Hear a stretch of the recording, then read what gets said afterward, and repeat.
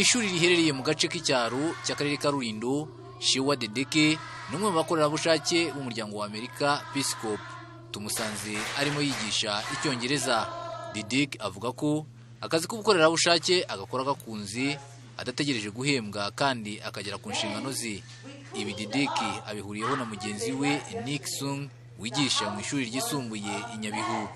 For a very long time during my university, I always wanted to volunteer. I always wanted to be involved in my community. Mu gihe gishize ubwo nigaga muri kaminuza nahoraga nifuza kuba umukorerabushake.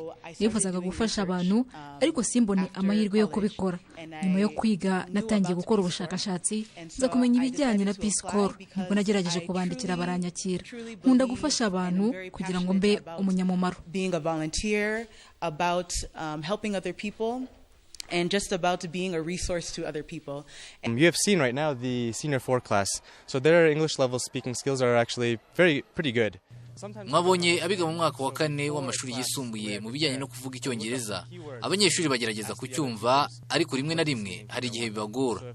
Gusa mbere yuko ngera mu ishuri ndategura nkareba amagambo amwe namwe y'ingenzi, nkabaza undi mwarimu inti ibi bisobanuye iki mu Kinyarwanda. Habaho ikibazo agasobanura mu Kinyarwanda ariko nkahita nkomeza mu Cyongereza.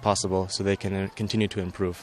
Bamwe abanyeshuri bigishwa n'abakorerabushake b'abanyamahanga bavuga ko hari icyo babungukiraho. Njye nyine urwego numva nzagera ku rwego ruri hejuru kuko maze kumenya kuvuga icyongereza, nkamenya uko nyikoresha. Nifuza kuba umunyamakuru uvuga amakuru y'icyongereza. Muri uku gutanga umusanzu wabo mu gufasha u Rwanda kurushaho guteza imbere uburezi, ntibyumvikana mu matwi y'abanyeshuri gusa, ahubwo n'abamwe mu barimu bakorana n'aba bakoranabushake umunsi ku wundi ngo bagira uruhare mu kubahugura. Impinduka zirahari nyinshi cyane kubera ko ubona abarimu benshi baba barize muri systeme France, ugasanga kubera amahugurwa y'icyongereza akunda kuduha, ugasanga abarimu hafi ya twese nta mwarimu ufite ikibazo cy'icyongereza muri rusange. Si n'abanyeshuri gusa bamutinyutse, ahubwo n'abarimu baragaragaza uruhare baganira ku buryo tubona hari impinduka zikomeye ku rurimi rw'icyongereza mu kigo cyacu. Imivugire y'icyongereza, mu myigire y'icyongereza, noneho n'amanota cyane nko muri grama ubona nayo yaragiye yiyongera. Iyo umwana agashobora kwisomera ibyanditse ku kibaho agashobora no kumenya kubisubiza. Ku rundi ruhande rw'abakorerabushake b'abanyamahanga nabo bashimishwa no kumenya umuco nyarwanda, aho usanga bavuga n'Ikinyarwanda. Bagomba kuvuga Ikinyarwanda kuko abaturani bose muri Vunga bavuga Ikinyarwanda. Urugero abanyeshuri bari kugerageza kuvuga Icyongereza ariko ababyeyi abanyeshuri baravuga Ikinyarwanda. Kandi muri Vunga abacuruzi, abahinzi bose bavuga Ikinyarwanda. Noneho bagomba kuvuga Ikinyarwanda kandi ni umuco mwiza. Nubwo benshi mu bakorerabushake mu rwego rw'uburezi biganjemo abanyamahanga, aho nk'umuryango Peace Corps wihariye abarenga 90 bakorera mu mashuri hirya no hino mu gihugu, kuri ubu n'abanyarwanda bahagurukiye kugaragaza uruhare rwabo mu iterambere ry'uburezi binyuze mu bikorwa by'ubwitange.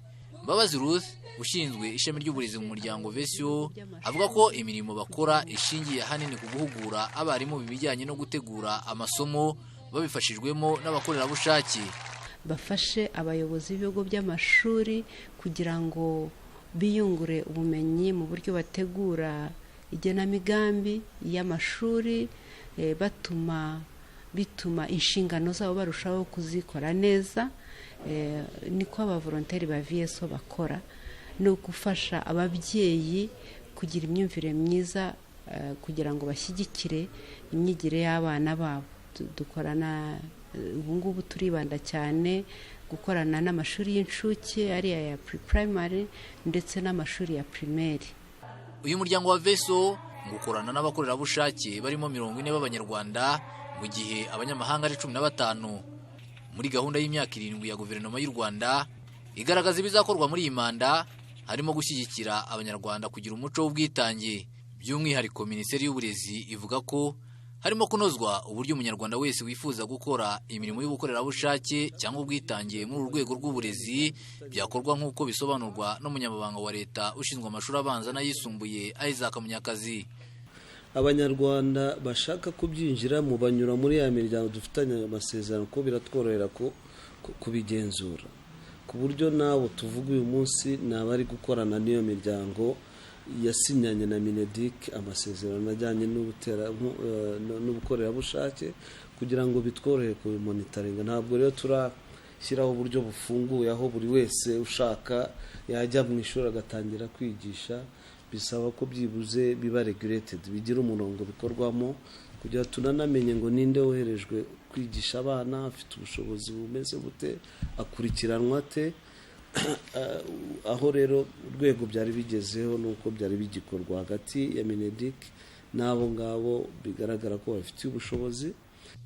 Mu gihe ibikorwa by'ubukorerabushake mu Rwanda bigenda biba umuco, abasoje amasomo muri kaminuza zinyuranye bashishikarizwa gukora imirimo y'ubwitange ihuye n'ibyo bigiye, bikabafasha kongera ubunararibonye. Kwizera John Patrick, Televiziyo Rwanda.